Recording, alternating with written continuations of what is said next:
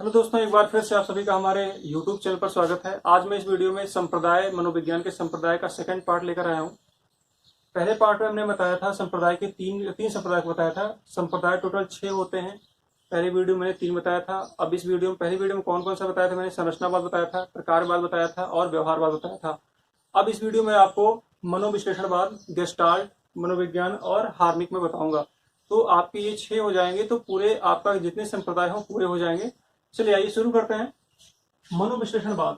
मनोविश्लेषणवाद के जन्मदाता कौन है? सिगमंड फ्रायड है। कौन है? सिगमंड फ्रायड इसके जन्मदाता हैं। सिगमंड फ्रायड ने मन के स्तरों के बारे में बहुत ही जांच पड़ताल की और उन्होंने बताया मन के 3 स्तर होते हैं। कौन कौन से होते हैं? उन्होंने मन के 3 स्तरों की व्याख्या की। पहला चेतन मन।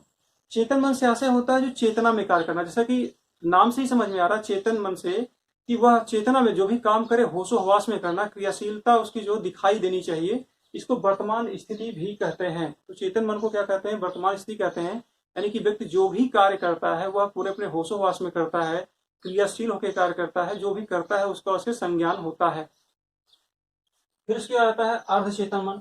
अर्धचेतन मन को चेतन और अचेतन के बीच की अवस्था कहा गया है। ऐसा इसलिए कहा गया है, कई बार व्यक्ति को कुछ बातें याद नहीं होती, लेकिन बताने पर उसे ये समझ में आता है हाँ ये कार्य मेरा था और ये कार्य छूटा हुआ, इसे करना चाहिए। यानी कि उसे याद नहीं रहता, लेकिन बता देने पे क्या होता है, पता चल जाता है। इसे कहते हैं चेतन और अचेतन के मध्य की अवस्था। फिर अगला आ जाता है आपका अचेतन। लिखा दुखी एवं दंभित इच्छाएं। कभी आपने सुना होगा कि कोई व्यक्ति बहुत दुखी है, उसको बहुत ज्यादा दुख में डूबा हुआ या फिर बहुत ज्यादा डिप्रेशन में है, तो ये नहीं जान पाता कि उसके घर में क्या हो रहा है, उसके आसपास क्या हो रहा है। यानी कि वो इतना उसमें खो जाता है कि उसके आसपास घटित होने वाली घटनाएं ही पता नहीं चलती। वह केवल कल्पनाओं में खोया रहता है, अनावश्यक की बातें सोचता रहता है, जिसका उसे वर्तमान जीवन से कोई संबंध ही नहीं होता है। तो इस स्थिति को क्या कहते हैं? अचेतन की अवस्था या अवस्था, जिसमें दुख और दंभित इच्छाएं बहुत ही प्रबल होती हैं। फिर उसके बाद सिगमंड फ्रायड कहते हैं कि बच्चों के प्रारंभिक जीवन की अनुभूतियों पर बल दिया गया है। देखिए, इस सिद्धांत के जब इसका शिक्षा में उपयोग में लाया गया, तो इस सिद्धांत के अनुसार ये निर्धारित किया गया बच्चों की जो प्रारंभिक जीवन है, शुरुआत के जीवन है, उस जीवन में उनका जो अनुभव रहा है, उन्होंने जो काम किए हैं, उसमें जो उनका अच्छा या बुरा अनुभव रहा है, उस चीजों को जानना और उनकी शिक्षा में उसी तरीके उसके आधार पर क्या करना, उन्हें शिक्षा देना। फिर उसके बाद आता है समस्यात्मक बालकों के कारण को जानना व पुनः समायोजित करने पर बल देना।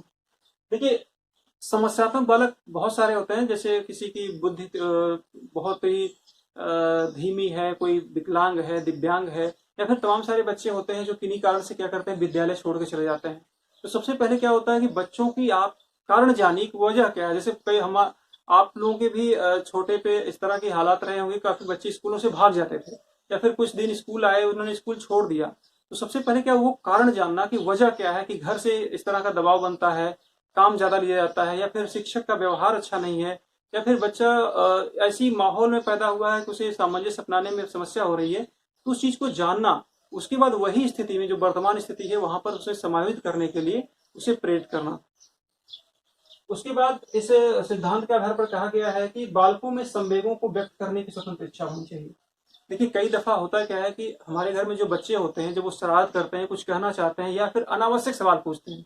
जैसे बच्चे आपसे पूछते हैं कि तारा ऊपर क्यों लटका हुआ है, हालांकि इसका कारण है, लेकिन हम आप जवाब देना नहीं उचित समझते हैं। या फिर तारे चमकते क्यों हैं, या फिर वो नीचे गिर जाएगा, या फिर मैं उसे पकड़ लूंगा। इस तरह के अनावश्यक सवाल पूछते रहते हैं, जिससे आप क्या करते हैं, डांट देते हैं।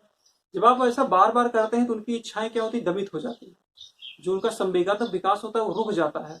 वो क्या सोचते हैं कि हमें डांट पड़ जाएगी, इससे अच्छा ना पूछिए।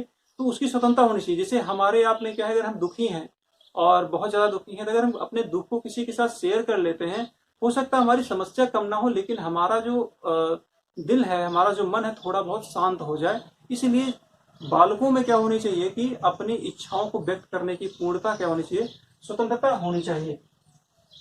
ये सिगमंड फ्रायड ने मनोविश्लेषण दिया है और उन्होंने इतनी चीजें बताई हुई हैं। फिर इसके आता है गेस्टाल्ट।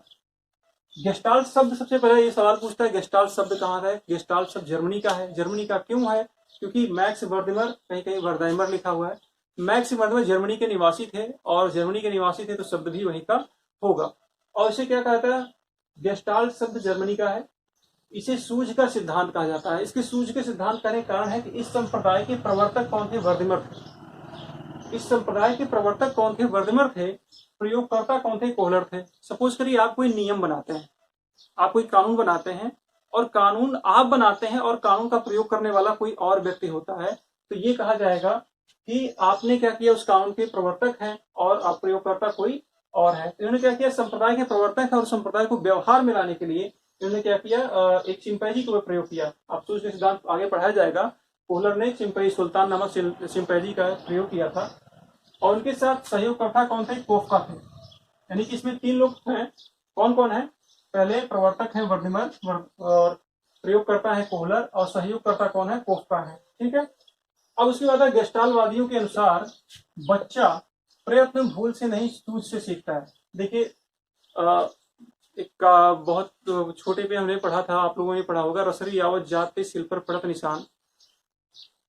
यहाँ अगर कहा गया है तो कुछ न कुछ इनके विचार रहेंगे इस संबंध में, लेकिन ये भी है कि बच्चा बार बार करते करते भी सीख जाता है।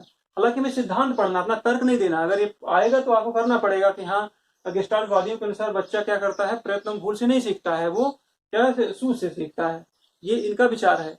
लेकिन ऐसा व्यवहार में नहीं है। ऐसा भी होता है कि बच्चे करके सीखते हैं, भूलते हैं फिर करके सीखते हैं, लेकिन सूझ से वो बहुत ही देर तक के लिए सीखते हैं। यानी कि अगर आप कोई समझ के कोई चीज समझते हैं, जैसे आप कोई चीज रटते हैं, आप पढ़ाई की क्षेत्र में रटते हैं, तो वो चीज भूलने का डर बना रहता है।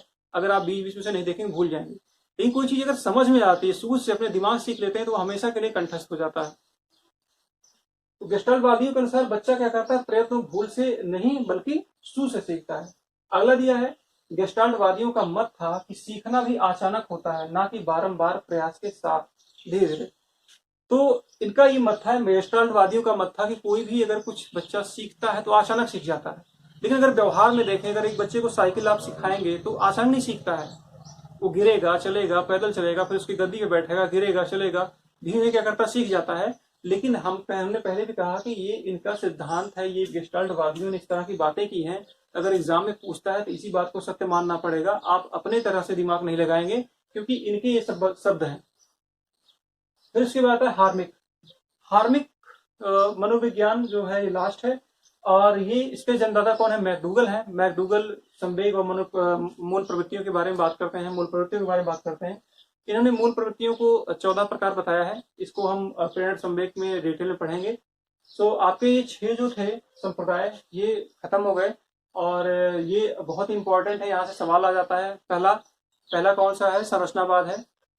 दूसरा कौन सा है? प्रकारवाद है। तीसरा कौन है? व्यवहारवाद है। और चौथा कौन है? मनोविश्लेषणवाद है। पांचवा गेस्टाल्ट है, और छठवां हार्मिक है। इसे आप नोट कर सकते हैं या स्क्रीनशॉट ले सकते हैं।